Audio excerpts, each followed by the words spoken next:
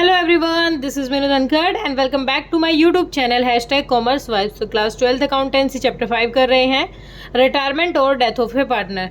तो question number 38 पर आ गए हैं। क्वेश्चन नंबर 38 की गिवन इन्फॉर्मेशन देख लेते हैं, क्वेश्चन हमें क्या कह रहा है। तो देखो, क्वेश्चन ने कहा है कि XYZ 3 पार्टनर है जिनका प्रॉफिट शेयरिंग रेशियो दे रखा है 5:3:2। 31 मार्च 2020 को Z रिटायर हो रहा है और बैलेंस शीट दे रखी है उस टाइम हमें फर्म की। इधर बैलेंस शीट में क्रेडिटर्स, बिल्स, प्रोविजन, यहाँ कुछ काम का नहीं है। इधर भी चलो ठीक है, इसमें से मतलब कुछ ऐसा नहीं है जो पार्टनर्स में बटेगा। फिर जेड की जब रिटायरमेंट हुई है तो उस टाइम क्या एग्री किया है उन्होंने कि जो लैंड और building will be appreciated by 5%, मतलब लैंड और बिल्डिंग 5% से बढ़ गई है।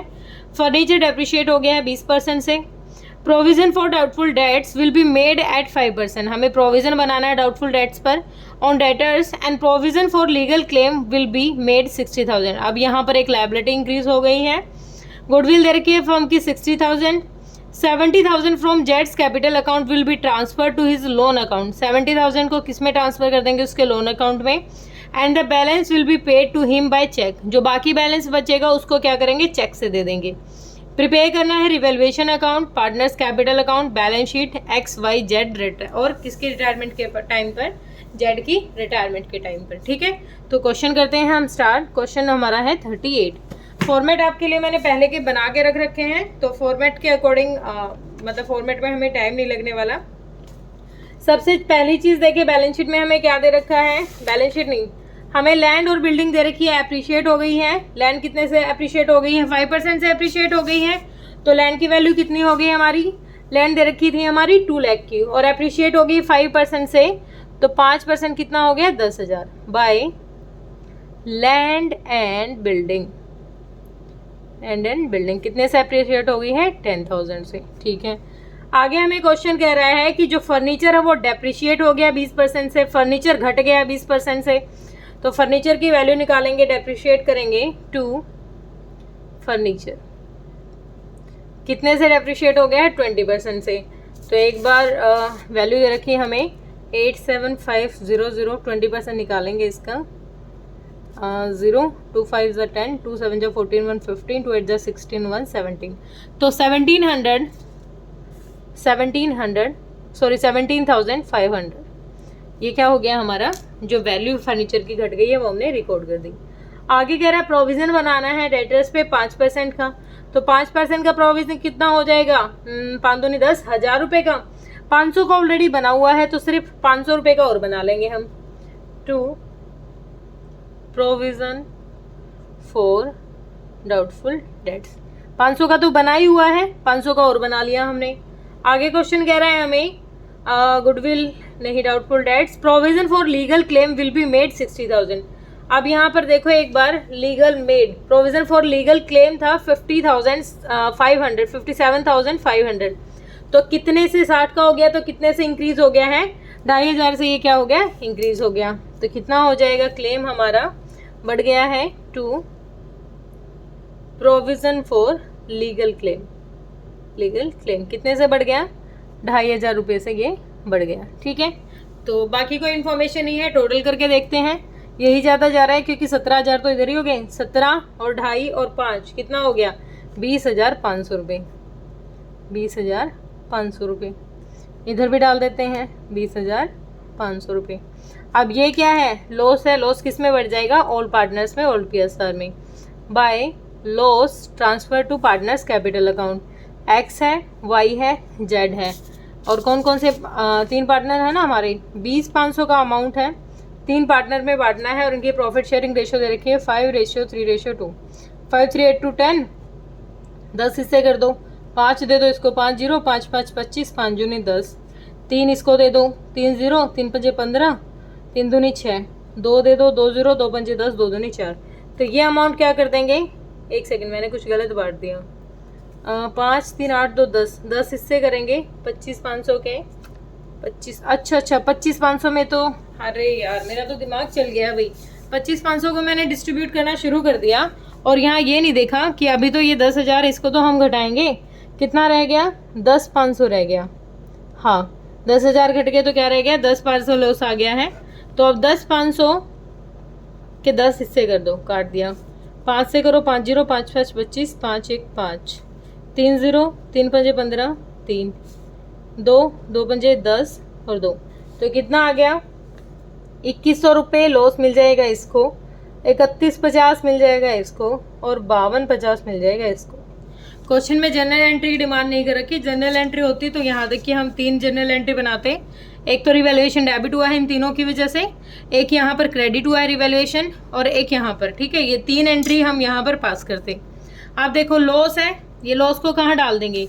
पार्टनर्स के कैपिटल अकाउंट में, टू रिवैल्यूएशन लॉस। कितना है? 5250, 5250, 3150 और 2100, ठीक है, ये हमने रिवैल्यूएशन का लॉस डाल दिया है। अब देखें इनका बैलेंस क्या दे रखा है। कैपिटल देखते हैं इनकी क्या थी, by balance BD, by balance BD. तो कितनी कैपिटल गिवन है? कैपिटल दे रखी है हमें 1,27,000, 90,000 वाई की है, और 57,500 किसकी है? जेड की है, ठीक है। आगे हमें क्वेश्चन ने कुछ कह रखा है, हाँ गुडविल दे रखी है फर्म की। टोटल गुडविल कितनी है? गुडविल दे रखी है फर्म की 60,000। Calculation for goodwill, working note डालें आप हर किसी में। तो गुडविल कितनी दे रखी है हमें? गुडविल दे रखी है 60,000। अब नई पीएसआर के बारे में कुछ कहा था हमें कि आगे इक्वली बांटेगा, ऐसा कुछ नहीं था शायद, तो अब ऐसा कुछ नहीं है तो हम क्या मानेंगे? जो हमारी ओल्ड पीएसआर है, जेड जा रहा है इसमें, ये जा रहा है, ये जेड जा रहा है, कितने से? 2/10 से जा रहे हैं, तो 2/10, 6 दूनी 12, 12,000 जो गुडविल का अमाउंट है वो इसको मिलेगा, ठीक है। इसका शेयर निकाल लिया पहले गुडविल के लिए हमने, तो 12,000 को किस रेशियो में बांटेंगे? देखो ये टोटल गुडविल है, टोटल गुडविल में से जो जेड जा रहा है, जेड का शेयर देखेंगे, Z share of goodwill, Z share of goodwill कितना है? 12,000। 12,000 को किस में बांटेंगे? मतलब 12,000 किससे लेंगे हम ये अमाउंट? ये लेंगे एक्स और वाई से। किस रेशियो में लेंगे? जब हमें क्वेश्चन में कुछ ना कह रखा हो, नया पीएसआर दे रखा हो, तो हम क्या करेंगे? दोनों का गेनिंग रेशियो निकाल लेंगे। अब नया पीएसआर नहीं दे रखा तो क्या अज्यूम करेंगे कि जो ओल्ड पीएसआर है वही उनका गेनिंग रेशियो और वही उनका न्यू प्रॉफिट शेयरिंग रेशियो है। तो 12,000 का 5/8 ले लेंगे किससे? एक्स से, और 12,000 का 3/8 ले लेंगे इससे। तो 4 दूने 8, 4 तिये 12, और भी कट रहे हैं, हाँ 2 1 1500, 15 तिये 4500 तो इससे ले लेंगे, और 15 पंजे 7500 इससे ले लेंगे, ठीक है। तो क्या हो जाएगी? दोनों से किसको मिलेगा? इसको मिल जाएगा। तो क्या हो जाएगा कि किस किस से मिल रहा है इसको? एक्स से मिल रहा है, by X capital account, by Y's capital account. दोनों से किसको मिलेगा? जेड को मिलेगा। कितना का अमाउंट इसको मिल गया? यहाँ से 7500 रुपये, और इसको मिल गया यहाँ से 4500 रुपये, ठीक है। अब यहाँ भी एंट्री कर देती हैं, क्या हो जाएगा? टू जेड्स कैपिटल अकाउंट, जेड के कैपिटल अकाउंट में ट्रांसफ़र करिए। इसने कर दिए 7500 रुपये, इसने कर दिए 4500 रुपये, ठीक है। बाकी कोई अदर इन्फॉर्मेशन हमारे पास है? हाँ, अदर इन्फॉर्मेशन एक है कि जो पहले 70,000 रुपये हैं उसको जेड के लोन अकाउंट में ट्रांसफ़र कर देते हैं, टू जेड्स लोन अकाउंट। 70,000 हमने इसके लोन अकाउंट में ट्रांसफ़र कर दिए, बस और कोई इन्फॉर्मेशन नहीं है। अब इसको बैलेंसिंग फिगर कर लेते हैं, हमारा अमाउंट क्या आ जाएगा। तो इन दोनों का तो कोई चेंज ही नहीं हुआ यहाँ, तो 1,27,000 इधर, 90,000 इधर, इसका कितना हो जाएगा? 57, और ये हो जाएगा टोटल 83,000। कितना हो गया? 83,000। इधर आ जाते हैं, सेम वही 83,000, 90,000 और 1,27,000, ठीक है। बैलेंसिंग फिगर कर लेते हैं हम, to balance C D, to balance C D. तो 1,27,000 में से ये वैल्यू घटाओ, कितना रह गया यहाँ पर? ये रह जाएगा आपका 1,14,250। कितना? 1,14,250। अब 90,000 में से ये वैल्यू घटाओ तो ये आ जाएगा आपका 82,350, 82,350। इसका बैलेंसिंग फिगर करो, 70,000 तो ये थे और 2100 ये, तो 7200 रुपये हैं। तो कितने बच गए? 10,900 रुपये। इसके जो 10,900 रुपये हैं ये बैलेंसिंग फिगर नहीं करेंगे, इसको हम डायरेक्ट क्या दे रहे हैं? चेक से पेमेंट कर रहे हैं टू बैंक। क्या करेंगे, इसको बैलेंसिंग फिगर करके निकाला हमने 10,900 रुपये को। इसने क्या कहा था क्वेश्चन ने कि जो 70,000 है उसको तो क्या कर दो, लोन अकाउंट में ट्रांसफर कर दो, बाकी जो बचता है उसको क्या करेंगे, उसको उसके चेक से पेमेंट कर देंगे डायरेक्टली। 70,000 लोन को देने के बाद, लोन अकाउंट पे ट्रांसफर करने के बाद कितना रह गया, 7200 रुपये थे, और फिर बैलेंस फिगर करके अमाउंट निकाला हमने 10,900 रुपये। तो ये दे दिया उसको, चेक से उसकी पेमेंट तभी की तभी कर दी। ठीक है, अब आगे बैलेंस शीट पर आ जाते हैं। तो सबसे पहले तो इधर की इन्फॉर्मेशन ही लिख लेते हैं, क्या क्या दे रखा है। सबसे पहले क्या लिखेंगे, हमने क्या निकाला है, कैपिटल, तो पहले कैपिटल लिख लेते हैं। किस किस की है, एक्स की और वाई की। तो 1,14,250, 82,350। ठीक है, ये कैपिटल आ गई। उसके बाद अब लोन अकाउंट ट्रांसफ़र किया था जेड का हमने 70,000 से, जेड्स लोन अकाउंट 70,000 अमाउंट हो गया ये। अब इसको भी टोटल करके लिखें, 0 0 5 और 1 6 6 4 2 6 9 और 1,96,600 रुपये। आगे क्या दे रखा है, अब बैलेंस शीट में देखते हैं हम। पहले क्या दे रखे थे, क्रेडिटर्स दे रखे थे। सबसे ऊपर क्या थे हमारे, क्रेडिटर्स दे रखे थे 27,000 के। कुछ इससे रिलेटेड हमारा रिवैल्यूएशन में भी नहीं है, 27,000। फिर बिल्स पेबल, बिल्स पेबल का था कुछ नहीं, बिल्स पेबल का भी नहीं था। बिल्स पेबल, बिल्स पेबल थे हमारे 13,000 के। कोई प्रोविजन बनाया था हमने, नहीं, बिल्स पेबल का भी कोई प्रोविजन नहीं था, तो 13,000 को एज इट इज लिख देते हैं। फिर हमारा है आउटस्टैंडिंग रेंट, आउटस्टैंडिंग रेंट हमारा दे रखा था 22,500, तो इससे रिलेटेड भी कुछ नहीं था, 22,500। ठीक है, उसके बाद provision for legal claim, provision for legal claim, इसके लिए दे रखा था कुछ क्वेश्चन में, प्रोविजन फॉर लीगल क्लेम। हाँ, ये बढ़ के कितना हो गया था, 60,000 रुपये हो गया था, तो 60,000 हो गया ये। तो इधर की साइड में तो और कुछ नहीं है, कैपिटल मैंने लिख ही ली है। इधर देखें, सबसे ऊपर दिया हुआ है बैंक। अच्छा, बैंक में बताओ, बैंक 80,000 हमारा अमाउंट था। ठीक है, बैंक का 80,000 हमारी बैलेंस शीट में दे रखा है, और कितना चेक से पे कर दिया, 10,900 रुपये यहाँ चेक से पे कर दिए। तो कितने रह जाएंगे, 900 घटा दो और 10,000, 10,000 घटाए तो 70,000 हो गए थे, 900 घटा दिए तो कितने हो जाएंगे, एक सेकेंड, कितने हो जाएंगे, एक बार मुझे घटाना पड़ेगा। तो यहाँ पर हमारा हो जाएगा 80,000 में से 10,900, 0 0 1, यहाँ पर कितना रह जाएगा, 2 6, 69,100। आपकी बैलेंस शीट में तो दे ही नहीं रखा ये, हाँ, बैलेंस शीट में आंसर नहीं दे रखा भाई, बैंक बैलेंस। चलो देख लेते हैं, अभी हमारा तो इतना ही आ रहा है, 69,100। अब बैलेंस शीट में दे रखा होता तो आंसर में हमें प्रॉब्लम नहीं आती, हम चेक कर लेते हैं। चलो आगे दे रखा है हमें, दूसरी चीज़ है डेटर्स।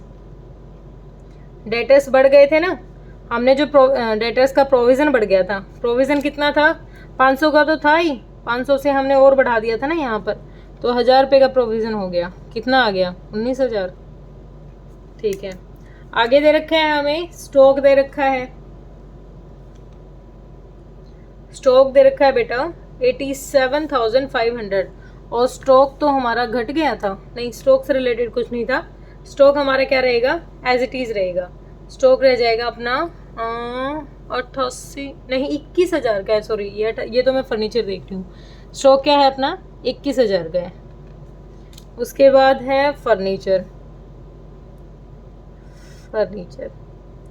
फर्नीचर दे रखा है 87,500 का, और ये बढ़ गया था, फर्नीचर बढ़ गया था, घट गया था 17,500 से। एक बार देखो मैं, 87,500 में से गया 17,500, तो 0 0 तो 8 7, तो कितना रह गया, फर्नीचर रह गया हमारा 70,000 रुपये का। घट गया था ना रिवैल्यूएशन में, देखो एक बार 17,500 से घट गया था। अब रह गया land and building. Land and building, land and building कितने से बढ़ गई थी, 10,000 से बढ़ गई थी। कितनी थी, 2 लाख, तो 2,10,000 हमारी लैंड और बिल्डिंग होगी। ठीक है, अब करते हैं अपनी बैलेंस शीट को। ओके, अब बैलेंस शीट का टोटल करेंगे, तो सबसे पहले इधर की साइड का ही कर लेते हैं।